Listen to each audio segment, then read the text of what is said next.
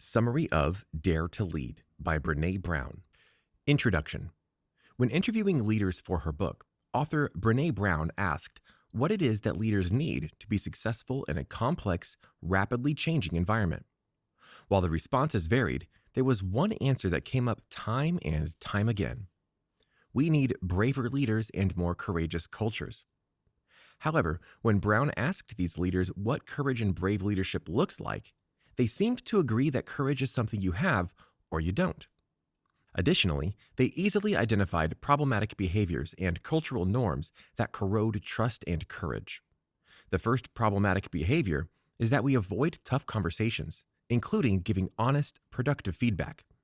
Some leaders attribute this behavior to a lack of courage, others to a lack of skills, and more than half discussed a cultural norm of nice and polite that is used as an excuse to avoid tough conversations.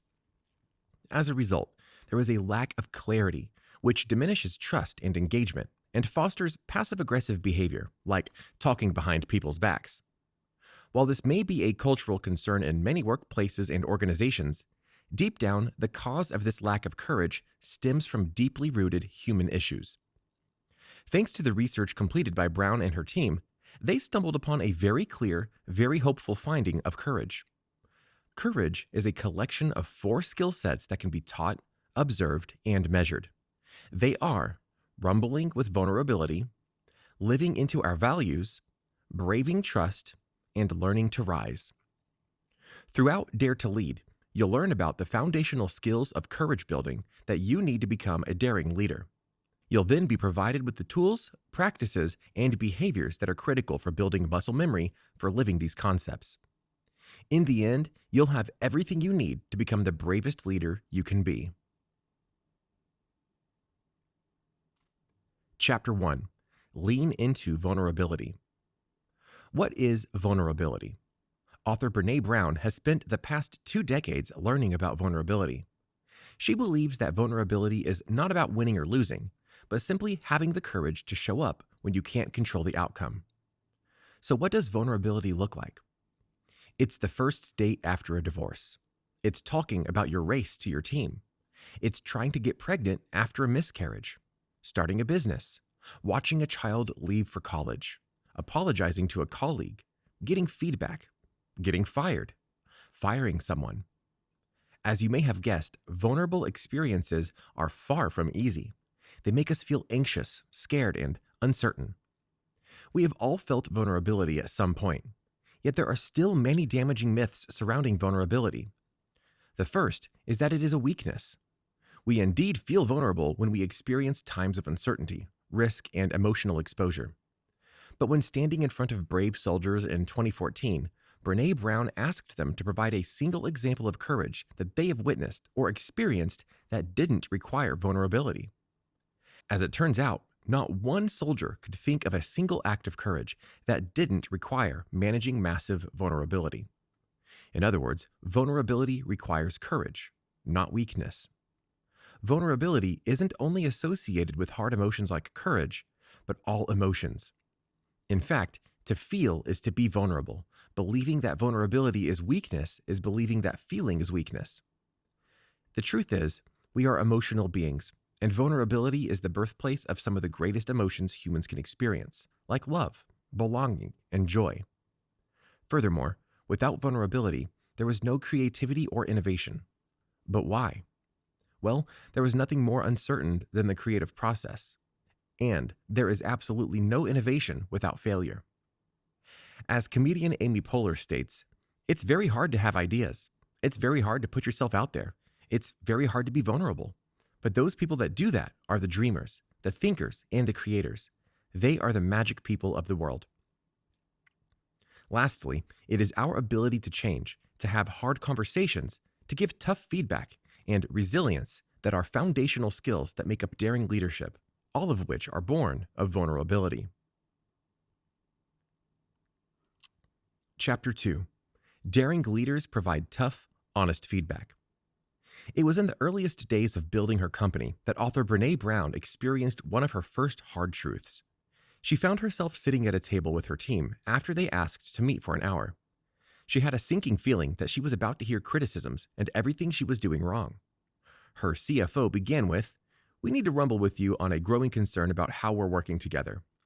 Stunned, Brown listened as Charles explained how Brown was not good at estimating time. She consistently set unrealistic timelines for deadlines that her employees struggled to meet, leading to burnt-out employees. While it was hard to hear the criticism, Brown was thankful for the clarity and the feedback. Why? Well, it is kind to be clear and unkind to be unclear. When we feed people half-truths or bullshit to make them feel better, we are more often than not making ourselves feel more comfortable, both of which are unkind. Furthermore, not getting clear with a colleague about your expectations because it feels too hard, yet holding them accountable or blaming them for not delivering, is unkind.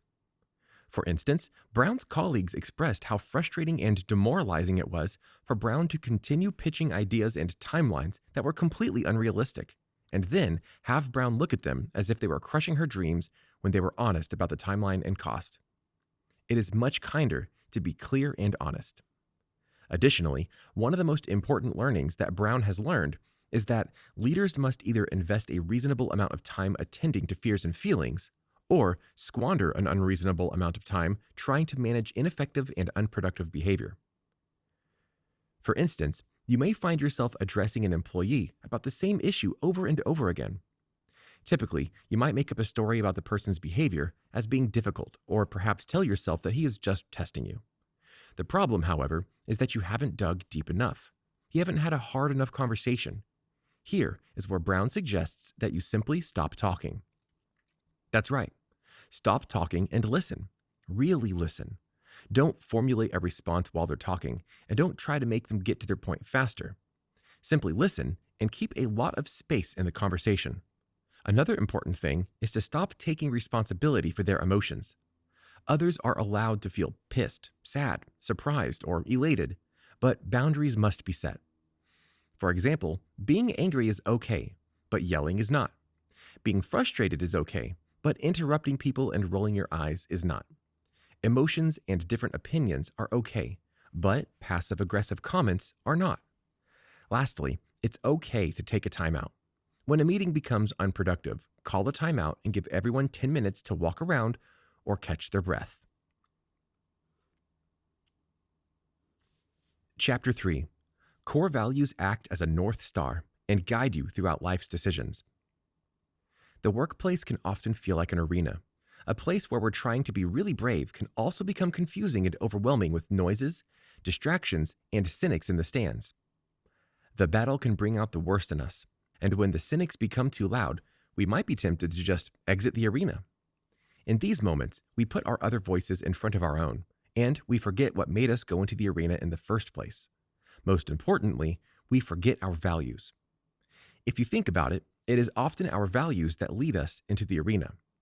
We are willing to do something uncomfortable and daring because of our beliefs. So when we get into the arena and things don't go as planned, we need our values to remind us why we went in, especially when we are face down in the dirt covered in sweat and blood. For daring leaders, their values become a North Star that guides them in times of darkness. They live into their values and are clear about what they believe and hold important. As a result, they take care that their intentions, words, thoughts, and behaviors align with those beliefs. So what is your North Star? What values do you hold most sacred? You can't stay aligned with values if you don't take the time to identify and name them. Oftentimes, when people are faced with this question, they ask, should I identify my personal or professional values? Well, here's the thing. We have only one set of values. Values shouldn't shift based on context. You should then begin by making a list of values that you hold important. This may be difficult, as many people want to pick somewhere between 10 and 15. You can certainly identify 15, but you must then narrow your core values down to 2. But why just 2? Well, if you have a long list of values that you find important, then none are truly guiding your behavior.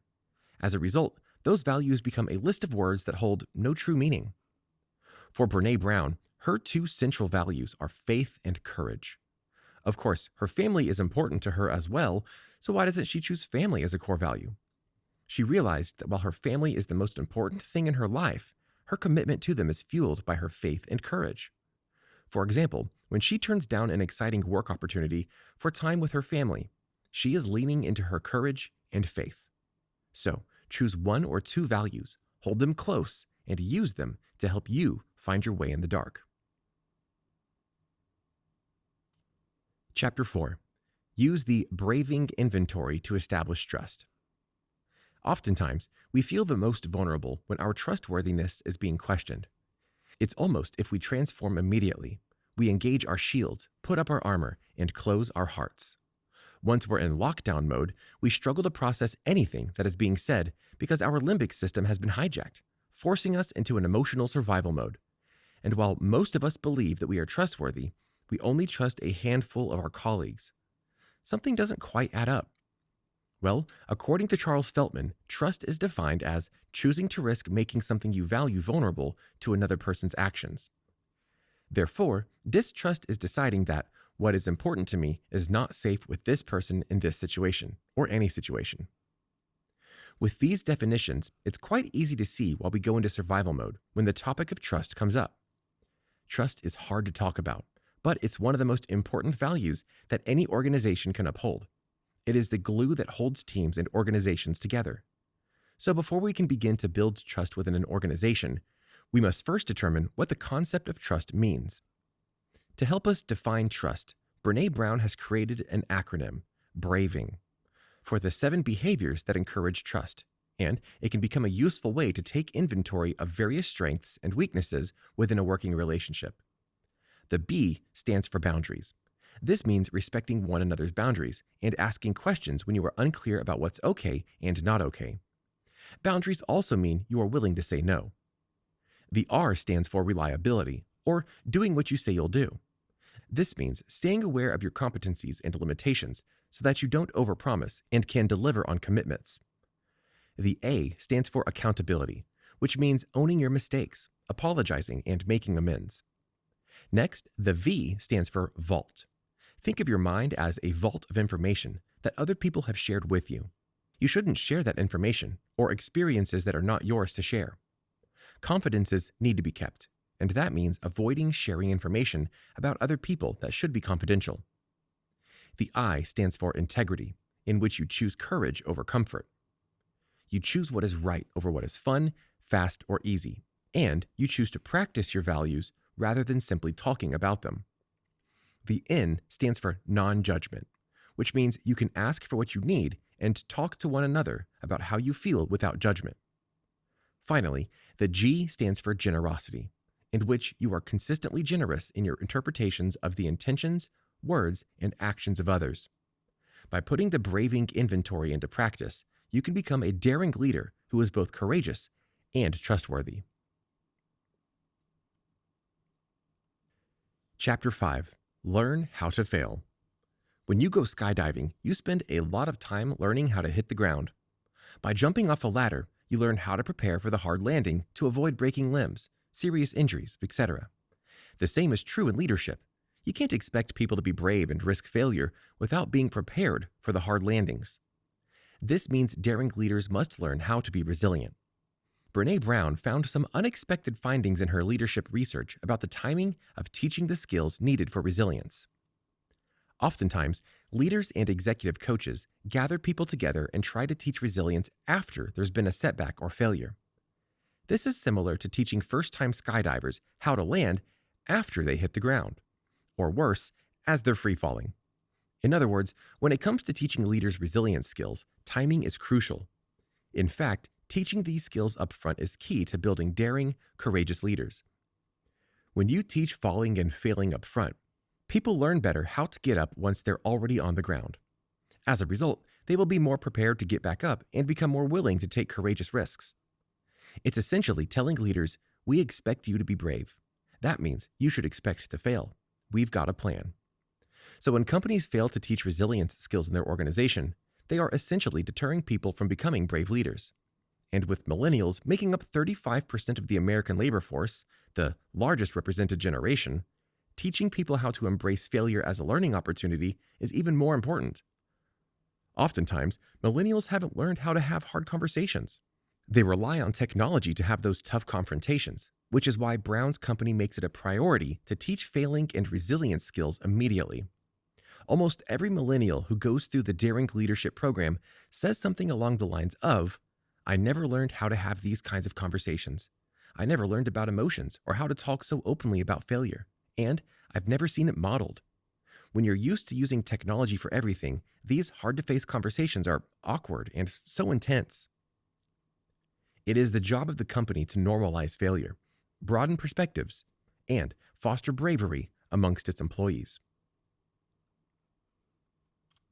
Chapter 6. The myth of perfectionism prevents us from learning to rise. From a young age, we often avoid feelings of hurt and disappointment, so we turn to certain behaviors that build a wall around us to protect us from the scary world. But if we want to be daring, courageous leaders, we must become vulnerable and tear down these walls. Breaking barriers means recognizing thoughts and behaviors within ourselves that we use as defense mechanisms and identifying behaviors that we may not realize are causing us harm in the first place. In the first chapter, we talked about the myths of vulnerability.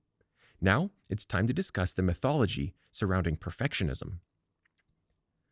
One of the biggest myths surrounding perfectionism is the myth that perfectionism is about striving for excellence. In reality, perfectionism is not about healthy achievement and growth. Instead, it is a defensive move. Furthermore, it is not about self-improvement. Perfectionism is, at its core, about trying to earn approval. Most perfectionists grew up being praised for achievement and performance, like grades, manners, people-pleasing, sports, etc. But somewhere along the way, they adopted a dangerous belief system. I am what I accomplish and how well I accomplish it. A healthy strive for excellence happens when we are focused on ourselves and ask questions like, how can I improve? Perfectionism, on the other hand, is focused on pleasing others, and these people ask, what will people think? Furthermore, research shows that perfectionism is correlated with depression, anxiety, addiction, and life paralysis, or missed opportunities. The fear of failing, making mistakes, not meeting people's expectations, or even being criticized keeps these people out of the arena, a place we need to be to grow and engage in healthy competition, a place where striving for greatness can truly occur. Perfectionism is a self-destructive and addictive belief system. This is because perfection doesn't exist. It's an unattainable goal that many people find themselves striving for. It's about perception rather than internal motivation, and there is no way to control perception, no matter how much we try.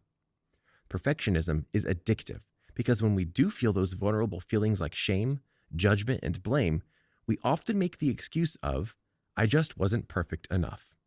We don't question the faulty logic of perfectionism. Instead, we become more fixed in our quest to do everything perfectly. In the end, a daring leader takes off the armor of perfectionism and understands that failure will happen and mistakes will be made. And in understanding this, they develop the courage they need to become a successful, daring leader. Final summary. In today's world, leaders are becoming less courageous and less authentic. As a result, Brené Brown feels that the world needs a revolution.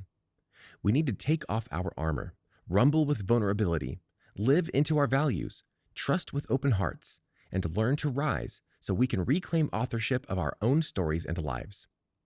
Essentially, Brown believes that becoming courageous is a rebellion. This is because courage requires us to dismiss everything we think we know about leadership and understand that when we choose to become a daring leader, we are choosing to start a revolution, one in which we choose authenticity, vulnerability, and courage. Did you like this audiobook summary? Click the like button now to support our channel and click subscribe if you want to get notified each time we post a new free audiobook summary on YouTube.